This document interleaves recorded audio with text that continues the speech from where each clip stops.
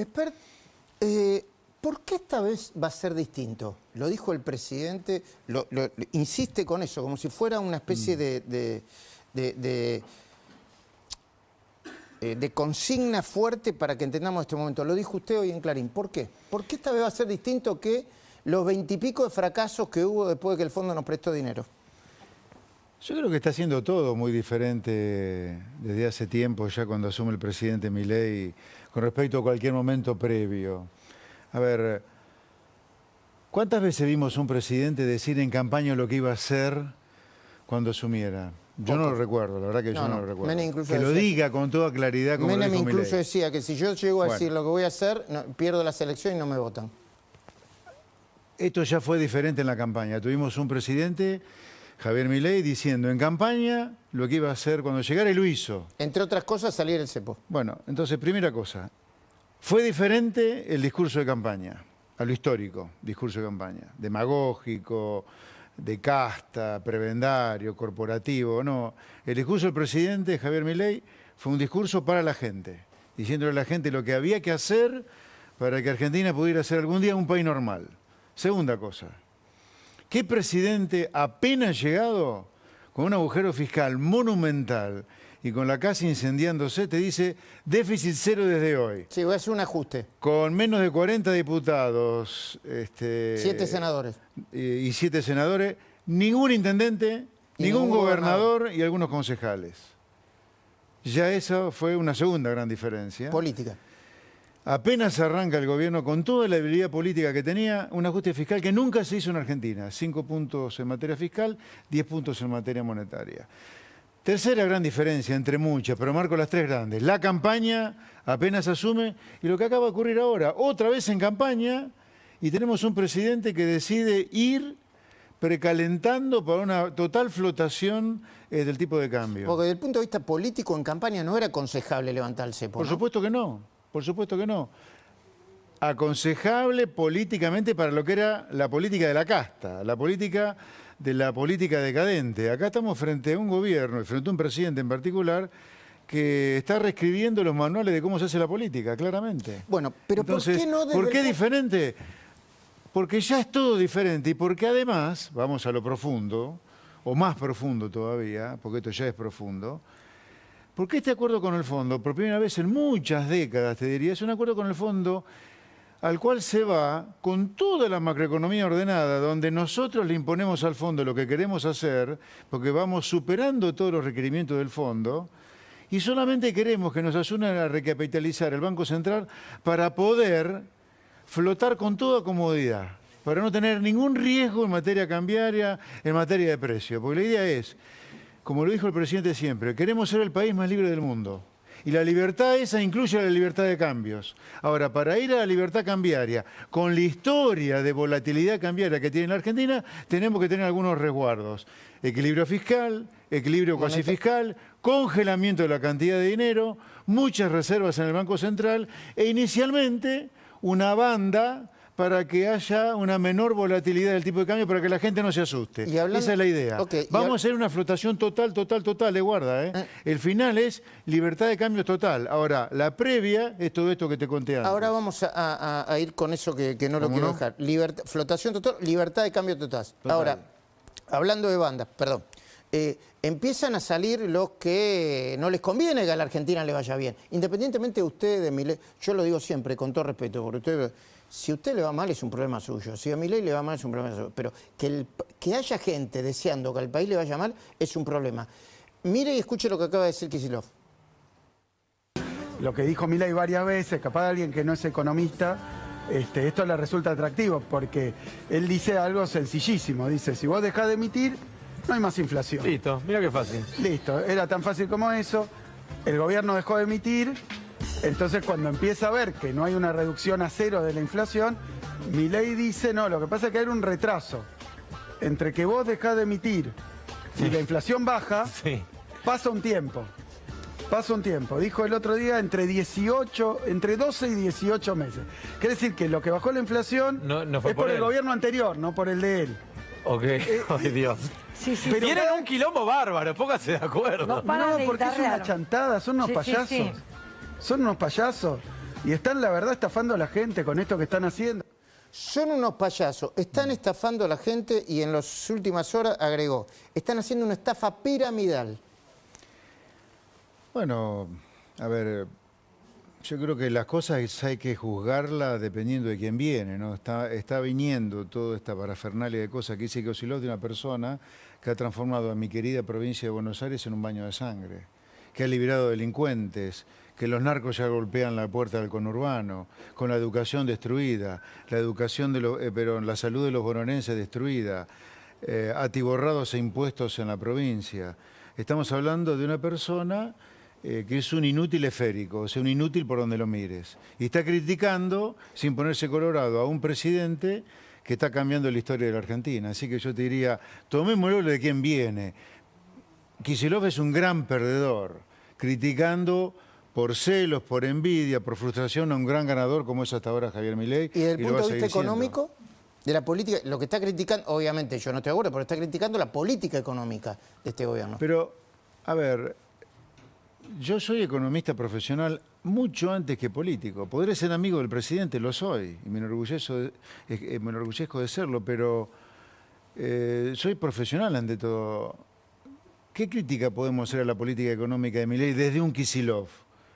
Milei ha reducido la tasa de inflación de manera dramática, ha reducido la pobreza de manera dramática, ha evitado una hiperinflación, ha vuelto a colocar a la Argentina en el concierto de las naciones respetadas del mundo, ha recompuesto el patrimonio del Banco Central, ha recompuesto las relaciones con el Fondo Monetario, con el Banco Mundial. Kicillof es todo lo contrario. Kicillof ha hecho un culto y ha hecho de la provincia de Buenos Aires una villa miseria. Entonces, ¿desde qué lugar critica Kicillof a la política económica exitosísima que lleva el presidente ahora? Cuando él, económicamente hablando, en la provincia de Buenos Aires es un desastre. Una provincia que económicamente hablando está atiborrada de impuestos, sin ninguna obra de infraestructura, está todo roto en la provincia de Buenos Aires. Después le vamos a mostrar con la una en Quilmes. Con la policía cobrando una miseria, con los maestros cobrando una miseria. ¿De qué estamos hablando? Desde lo económico nada más, ¿eh? Porque si meto lo otro, que es lo mínimo que uno lo pide al gobernante, que es el orden, Kicillof ha premiado a los delincuentes, le ha entregado a la provincia la delincuencia. Cuando el presidente Milei, junto con la ministra de Seguridad, Patricia Bullrich, y la ministra de Capital Humano, Sandra Petovelo, han detonado los gerentes de la pobreza cortando con los piquetes. Ahora, Cristina Kirchner acaba de publicar un largo tuit, otro Che Milei, diciendo que el mismo día, fue el viernes, ¿no? El mismo día en que la inflación subió al 3,7%, que es un montón, Milei metió una devaluación. Bueno, por eso yo creo que a Cristina hay que internarla, porque no está bien de la cabeza. Porque una persona que asocia libertad con devaluación es una persona que tiene un problema con la libertad. La libertad nunca podría generar crisis, porque si la libertad fuera tan mala, el mundo estaría lleno de Cuba, llenas de Nicaragua, llenas de Venezuela. Y el mundo en general está lo más lejos que se puede de Venezuela, de Cuba, de Nicaragua, que son los países que Cristina ama, que el kirchnerismo quiere. Entonces, el kirchnerismo está peleado con la libertad. Por lo tanto, asocia a la crisis con la libertad o la libertad con crisis. Y esto es falso, porque repito, si no el mundo, sería todo el mundo mucho más parecido a Nicaragua y Venezuela de lo que es realmente, que trata de ser lo más libre posible. Entonces, nunca la libertad es mala consejera, nunca la libertad puede generar crisis, todo lo contrario. Es más, para los políticos, Luis, que la gente sea libre es un gran desafío, porque la persona libre está libre de no votarte. Claro. Y eso es extraordinario porque nos obliga a nosotros los políticos a hacer propuestas razonables, sensatas, que caminen sobre sus pies, no sobre sus manos. Hay un montón de gente que está preguntando el otro día, ¿cuánto va a valer el dólar? Se puso una banda de 1.000 a 1.400. Por encima de 1.000 o 1.000 y pico, algunos dicen, podría, si el dólar está a 1.200, 1.300, puede haber una devaluación del 20 o el 30% de la moneda. ¿Eso es correcto, ese análisis? No, es totalmente incorrecto. ¿Por qué? A ver, insisto, nunca perdamos el bosque por ver el árbol. Acá el bosque es ir a libertad absoluta en todo, inclusive en materia cambiaria. Ahora, dada la historia de enorme volatilidad que en Argentina hay con el dólar, nosotros no podíamos ir muy rápido a una flotación, que es el final de todo esto en materia cambiaria. Por lo tanto, primero hubo que poner buenos ladrillos, buen hormigón, buenas vigas. Eso fue la política fiscal de déficit cero, la de cuasi fiscal de déficit cero, la de congelar la cantidad de dinero a mediados del año pasado, la de pedir préstamos por alrededor de 44.000 millones de dólares. Sobre ese edificio bien construido, antes de la libertad total, vamos a hacer bandas, para que la gente se vaya acostumbrando de a poquito a la volatilidad. Por lo tanto, de ninguna manera esto es devaluar, sino es preparar a la sociedad de manera gradual a la volatilidad que implica un dólar flotante, con bandas donde el dólar va a flotar. Por lo tanto, cuidado, el dólar va a flotar entre bandas, ¿eh? Sí. Entre 1.000 y 1.400 va a flotar. Ahora, ¿entre cuánto va a flotar? No sé, adivino no soy. ¿Y el impacto Ahora, lo que sí te digo es que esto se ha hecho a conciencia, se ha hecho pensando, pero pensando en la gente, en que mañana el dólar no lo tenés a 1.500 bajando a 1.400 con el Banco Central vendiendo. No, se ha hecho para que esté dentro de la banda, para que la gente se acostumbre de manera gradual a la volatilidad, que va a implicar algo que va a ser el fin de la política cambiaria, que es terminar con una total y libre flotación del dólar. Ojo con esto, es importante. Entiendo, sí, sí.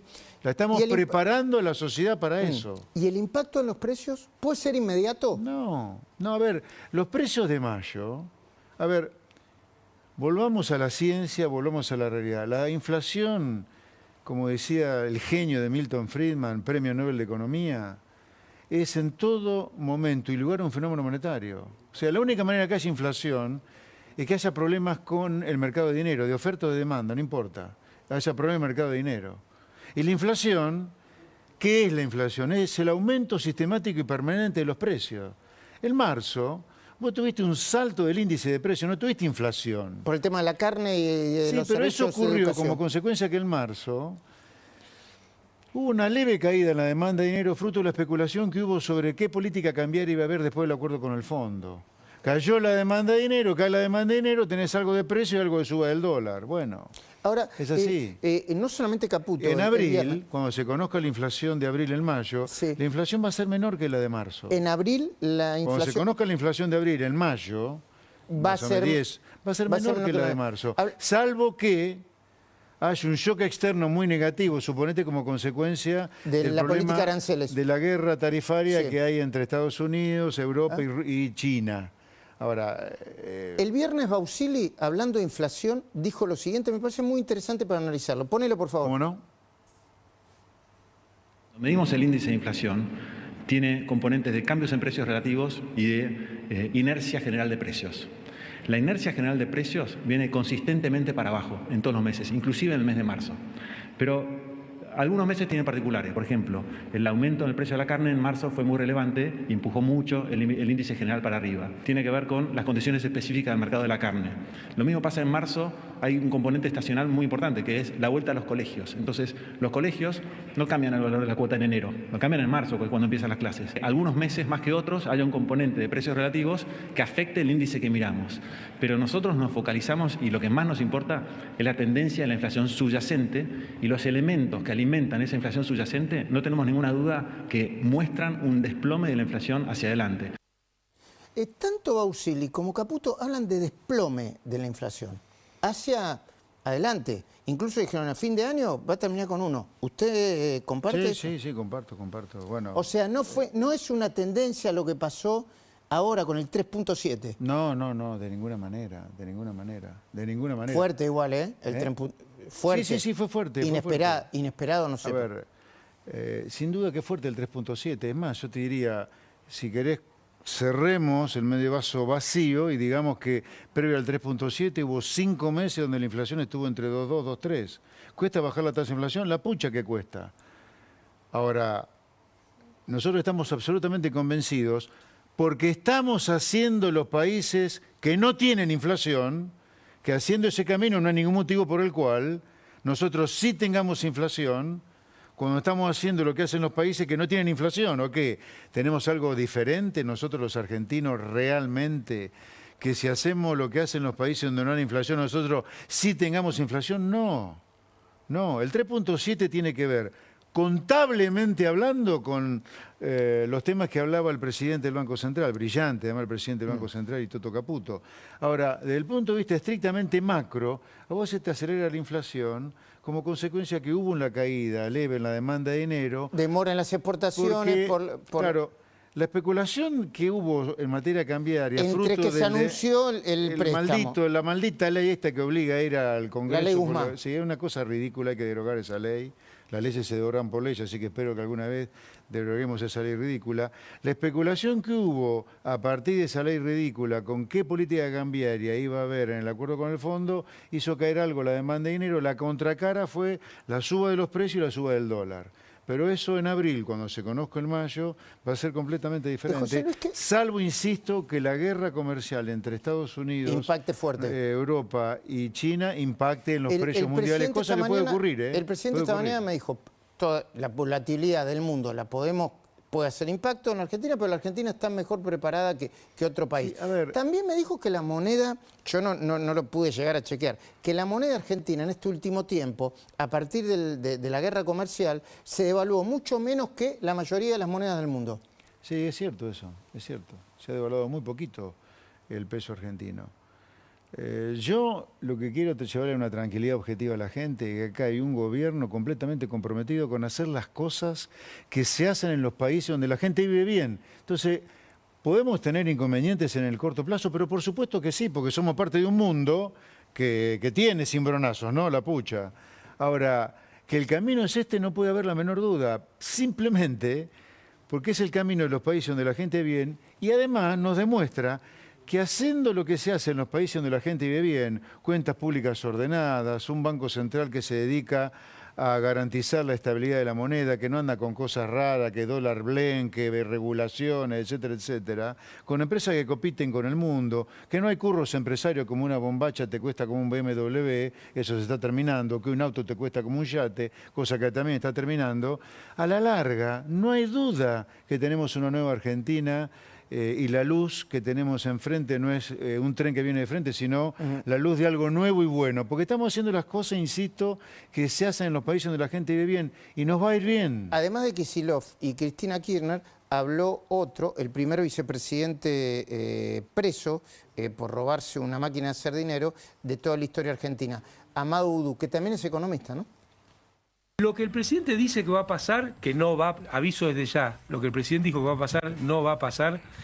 Ya sucedió en la Argentina cuando se seguían las políticas contrarias a las que él seguía. Uy, estás hablando del pasado. Sí, ¿sabes por qué? Porque este año va a haber elecciones. Claro. Y hay figuras, como la de Cristina, que representan con claridad esos momentos buenos de la Argentina. Ahora, el presidente dijo, se va el cepo para siempre. Qué infantil, ¿no? Decir que algo se va para siempre y qué demostrativo de que está diciendo cualquier cosa. ¿Por qué? ¿No se va el cepo para siempre?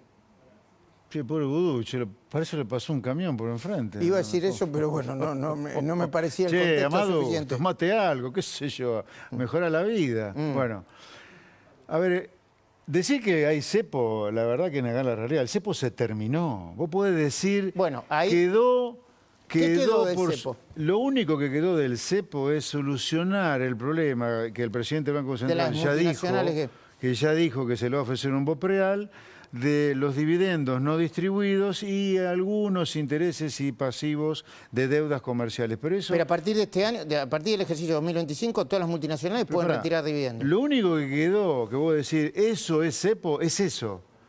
Dividendos no distribuidos. Básicamente es eso. Y a eso se le va a ofrecer un BOPREAL para terminar con el cepo. En el resto de las empresas y las personas físicas, o sea, las personas humanas, ha quedado completamente eliminado el cepo. O sea, vos hoy vas a tu banco con una bolsa así de billetes, pesos, vas a la ventanilla del banco. No, hasta 100 en efectivo. Todo lo demás es digital. Espera. Vas al banco con la bolsa llena, una bolsa así, una bolsa de un narco. Una bolsa de consorcio llena de billetes de 20.000 pesos. Es decir, che, quiero el equivalente a dólares hoy, o a partir de mañana, digamos, ¿no? Para que vean el cambio hoy. Vos te vas con esa bolsa de billetes, le demostrás a tu banco de dónde salió la bolsa de billetes, se hacen los chequeos para que no sea lavado de dinero, obviamente. Una vez que se chequea, eso, a vos te dan los dólares. O sea, espera, antes vos te ibas con la misma bolsa, te hacían al mismo escáner, Y te al metían mismo en scan, y te daban 100 en ventanilla y otros 100 a través de débito en tu cuenta, no te van más. Hoy te va con la bolsa entera. Antes de venir dólares. acá... ¿De qué estamos hablando que, no hay, que hay cepo? No hay cepo, se terminó el cepo. Antes de venir es acá... más, perdón, Sí. muy importante para las empresas. Las empresas hasta ahora, o hasta hoy en la noche, hasta el viernes, cuando importaban algo, podían pagar lo importado recién 30 días después de recibido la mercadería. Hoy ya la pueden pagar apenas entra en la aduana. La pyme, que como no tiene crédito y no le daban crédito, tenía que anticipar los pagos, hoy apenas le despachan, puede pagar ya. Antes no podía hacer eso. Hay muchos, Tenía que esperar más tiempo. Están haciendo muchas preguntas alrededor de, por ejemplo, este tema. Si uno entra al home banking en el mismo día, 1, 2, 3, 4 veces, Sí. para pedir dinero o para sacar dinero, para comprar, ¿lo puede hacer? Sí, claro. ¿Vos tenés la plata? Sí, claro que sí. No hay ninguna restricción para ¿Y eso. por qué dice el presidente y dice Caputo, cerca del Ministerio de Economía, que el Banco Central o la Argentina tiene los dólares equivalentes para sostener un dólar a, creo que era, con la base monetaria no ampliada a 600 y pico de pesos, o un dólar con la base monetaria ampliada a 650, o con la base monetaria ampliada a 911 pesos? ¿Qué quiere decir eso? Eso significa que es una cuenta que se hacía mucho durante la convertibilidad. Durante la convertibilidad se hacía mucho esa cuenta porque era por ley el valor del dólar a 1, ¿te acordás? Sí, ¿cuántos pesos tenía? Vos tenías que tener la misma cantidad de dólares en el Banco Central que pesos circulando o emitidos por el Banco Central para que fuera 1. El dólar de conversión. Lo que dice el presidente, que con todos los dólares que nos van a entrar... ¿El dólar de conversión? El dólar de conversión es muchísimo más bajo que el que tenés de mercado hoy. Vuelvo a la figura de, insisto con esto porque hay gente que tiene duda, no hay duda. La bolsa de billete, vos la justificás, te hacen el scan, la depositas en el banco, lo transformás en dólares al segundo y te lo llevás. ¿Y qué le diría a una persona que está o por comprar una casa, o por vender una casa, o por construir, o que está pagando un crédito, que está un poquitito inquieta por lo que puede pasar el lunes? No, que tenga absoluta tranquilidad. Que obviamente no soy quien para recomendar, ¿no? Hay gente que se dedica a hacer esas recomendaciones. Yo no lo hago, no lo voy a hacer. Pero sí lo que le digo, que tengan absoluta tranquilidad, que está todo hecho como para que la cosa continúe fluyendo. A ver, la economía creció 6% en la primera parte del año, ya estamos creciendo al 7% anualizado. Vamos a terminar creciendo 5%, por lo menos como piso si el mundo no nos juega en contra. Bueno, el impacto de la guerra comercial ya está hablando de una recesión mundial, ¿no? Para el 2026, ¿no? Creo que el año ya por el arrastre y por cómo venimos, en Argentina ya tenemos crecimiento prácticamente asegurado este año. Tendría que ser un hecatombe lo que ocurra afuera para que este año no crezcamos. Pero si es por nosotros, Argentina está para crecer como mínimo 5%. ¿Y cuál es la diferencia que dice que dice el presidente, usted también, que hay con los otros procesos, con la convertibilidad? O sea, la única diferencia sería que cada vez que se le pidió al fondo, siempre fue en el medio de un déficit fiscal y esta vez no. ¿Esa sería una diferencia? Más allá de los presidentes, porque habría que ver los 23 acuerdos con el fondo, ¿viste? Con precisión, pero yo te diría, por no decirte el 100%, el 90% de los 23 acuerdos que hemos tenido con el fondo siempre han sido por lo siguiente, para que se entienda la diferencia con el hoy. Porque hoy es distinto, dice. Porque hoy es tan diferente el acuerdo con el fondo y todo es diferente por lo que te decía antes sobre el presidente. Argentina ha sido un país que ha vivido históricamente con déficit fiscal, con un Estado que gasta más de lo que recauda. Cuando un Estado gasta más de lo que recauda, tiene déficit fiscal. Esos déficits fiscales se financian básicamente con deuda. Porque la deuda, lo que emite el Banco Central también es deuda. Sí. Es deuda con el que tiene los pesos. Sí. Te lo financias con deuda, llega un momento que tu acreedor te dice, pará, flaco, no te presto más. Algún día me vas a terminar defaulteando o cagando con lo que me debes, no te presto más. Ese día Argentina quedaba colgada el pincel porque te cortaban el chorro. Vos venías a un ritmo de 300 kilómetros por hora y de pronto te dicen, frená ya, no podés frenar ya, y ahí te la pones. Entonces siempre quedábamos colgados al pincel o groseramente si te incendiaba el rancho. Ahí nosotros, ¿qué hacíamos? ¿Qué hacen todos los países eso? Porque el fondo es una cooperativa de países. Llamábamos al fondo. Ahora, como los argentinos nos creemos el centro del universo, decíamos que el culpable del incendio no éramos nosotros, era el fondo, que era el bombero. Entiendo. Entonces siempre le echábamos la culpa al Fondo Monetario de apagar el incendio y no de nosotros que éramos los piromaníacos. Un segundito. Entonces, siempre los acuerdos con el fondo fue para apagar el incendio. Esta vez el acuerdo con el fondo es para recapitalizar al Banco Central, para dar un esquema de banda de flotación para que la gente se acostumbre a la volatilidad del tipo de cambio, para terminar con una política cambiaria de total y libre flotación. Se entiende perfectamente. Para eso nada más. Se entiende perfectamente. Ya llegó la ministra de Seguridad, Patricia Bullrich. Tanto Esper como Patricia Bullrich hoy mismo hablaron con el presidente Javier Milei, entre otras cosas sobre esto, sobre el tema de la salida del cepo. Antes de despedir a José Luis Esper, me gustaría que Silvina Martínez, buenas noches Silvina Martínez, le dijera a la audiencia y también a José Luis Esper, ¿cuánto va a costar el desdoblamiento de las elecciones en la provincia de Buenos Aires? Buenas noches. ¿Qué tal? Buenas noches. Esta semana el gobernador anunció el desdoblamiento de las elecciones y muchos empezaron a preguntar cuánto costaba esta decisión. Mira, te vamos a responder a través de la licitación. Servicio de impresión y adquisición de materiales diversos para el proceso electoral 2025, contratación directa, atención, no respeta la licitación, lo hizo así en tiempo récord.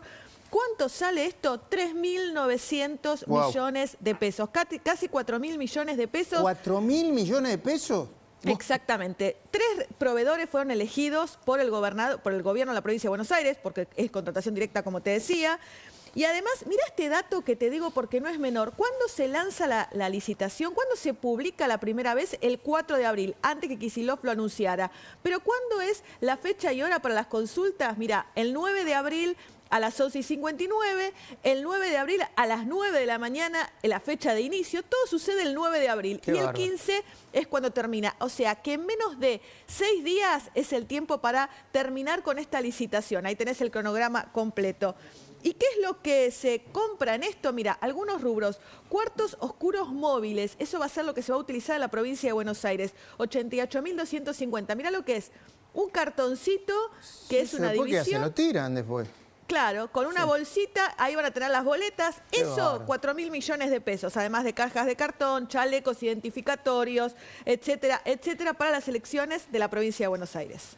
Muy bien, gracias Silvina. Qué bárbaro esto, ¿no? Esto de Kicillof es bien política de casta, ¿no?